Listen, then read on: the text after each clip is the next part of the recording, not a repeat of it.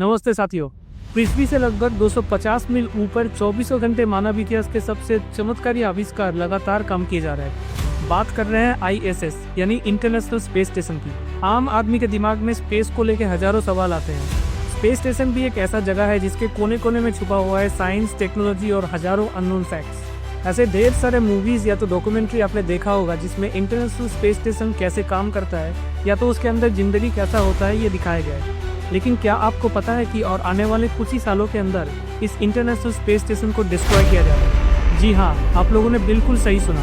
और कुछ ही सालों के अंदर इस इंटरनेशनल स्पेस स्टेशन को डीऑर्बिट करके अर्थ पे उतारा जाएगा। तो ऐसा कौन सा रीजन आ गया कि जिसके चलते इस स्पेस स्टेशन को डिस्ट्रॉय करने वाले हैं? और क्या इसके बाद कोई भी स्पेस रिसर्च नहीं होगा? तो चलिए जानते हैं इसके पीछे का पूरा साइंस क्या है। साल 1984 में यूएस प्रेसिडेंट रोनाल्ड रीगन ने इस इंटरनेशनल स्पेस स्टेशन प्रोजेक्ट का अप्रूवल दिया और यूएस कांग्रेस की तरफ से इस प्रोजेक्ट के लिए बजट एलोकेट किया गया। इसके तुरंत बाद नासा के एडमिनिस्ट्रेटर जेम्स बेक्स ने इंटरनेशनल पार्टनर ढूंढना शुरू कर दिया इस प्रोजेक्ट के लिए। ये एक बहुत ज्यादा कॉस्टली और कॉम्प्लिकेटेड मिशन था। किसी एक देश के लिए इतना बड़ा बजट एलोकेट करना बहुत मुश्किल था, इसीलिए नासा को दूसरे स्पेस एजेंसी से भी हेल्प मांगना पड़ा।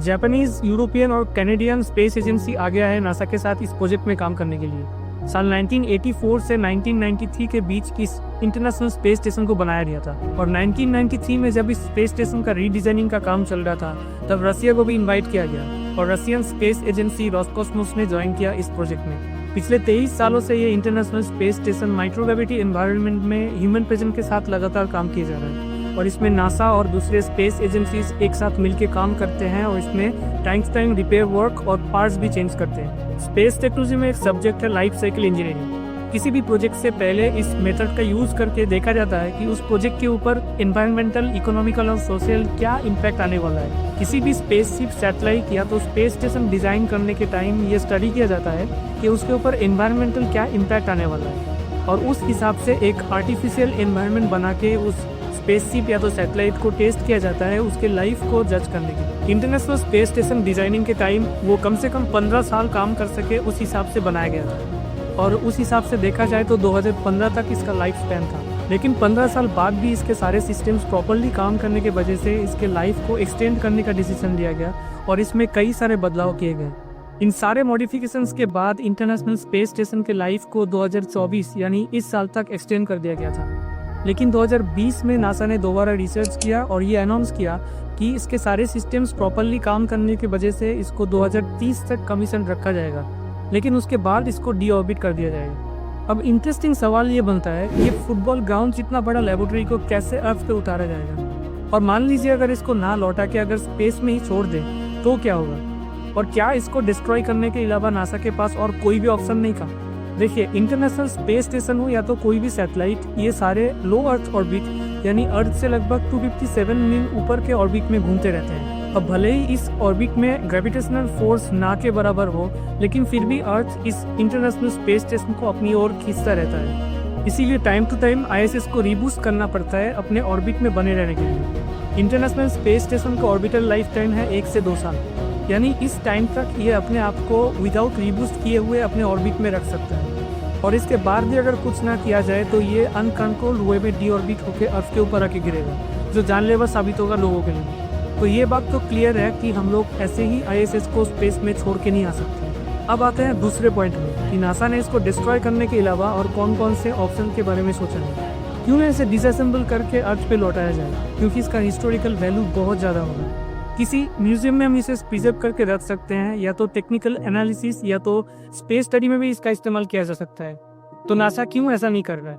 ISS के अलग अलग मॉड्यूल और स्ट्रक्चर ऐसे डिजाइन किए गए थे कि ये स्पेस में बहुत आसानी से डिसअसेंबल नहीं हो सकते। एक फुटबॉल ग्राउंड जितना बड़ा और इतना कॉम्प्लेक्स इस स्पेस स्टेशन को डिजाइन करने के लिए 13 साल, 27 स्पेस फ्लाइट और 161 एक्स्ट्रा व्हीकुलर एक्टिविटी यानी स्पेस वॉक की जरूरत पड़ी थी। तो जायज़ सी बात है कि इसे डिसअसेंबल करके अर्थ पे लौटाने के लिए भी उतना ही लॉजिस्टिक और फाइनेंशियल चैलेंज का सामना करना पड़ेगा। तो क्योंकि इसके लार्ज मॉड्यूल को लौटाना पॉसिबल नहीं है तो नासा ने Smithsonian national air and space museum में इसके कुछ छोटे पार्ट्स या तो मॉड्यूल्स को लाके प्रिजर्व करने के बारे में सोचा है। दूसरा और एक पॉसिबिलिटी के बारे में नासा ने कंसीडर किया था, अपने प्रेजेंट ऑर्बिट से इसको और भी दूर के ऑर्बिट में शिफ्ट करने के बारे में, ताकि इसके लाइफ को और भी बढ़ाया जा सके। ऐसा करने पे क्योंकि इतने दूर के ऑर्बिट में ग्रेविटेशनल फोर्स ऑलमोस्ट 0 के बराबर है, तो इसको बार बार रीबूस्ट नहीं करना पड़ेगा अपने आप को ऑर्बिट पे बनाए रखने के लिए, और ऐसे करके ये अपने लाइफ को भी बढ़ा सकता है। लेकिन इसमें भी एक दिक्कत का सामना करना पड़ेगा। स्पेस स्टेशन को चलाने के लिए फुल टाइम क्रू मेंबर्स का होना ज़रूरी है। हाँ, इसे भी ऑटो पायलट मोड में चला सकते हैं, लेकिन बहुत लिमिटेड टाइम के लिए। इतने हाई एल्टीट्यूड वाले ऑर्बिट में ये क्रू मेंबर्स को लेके काम कर पाए, इसको उस हिसाब से डिज़ाइन नहीं किया गया। अब सवाल ये बनता है कि नासा कैसे इसे डी ऑर्बिट या तो डिस्ट्रॉय करेगा। तो इसके लिए 2 तरीके हैं, एक है रैंडम री एंट्री और दूसरा है control re entry. Random re entry में किसी भी स्पेस ऑब्जेक्ट को अर्थ के डायरेक्शन में पुश कर दिया जाता है और ग्रेविटेशनल फोर्स के चलते ये अर्थ के एनवायरनमेंट में घुसता है।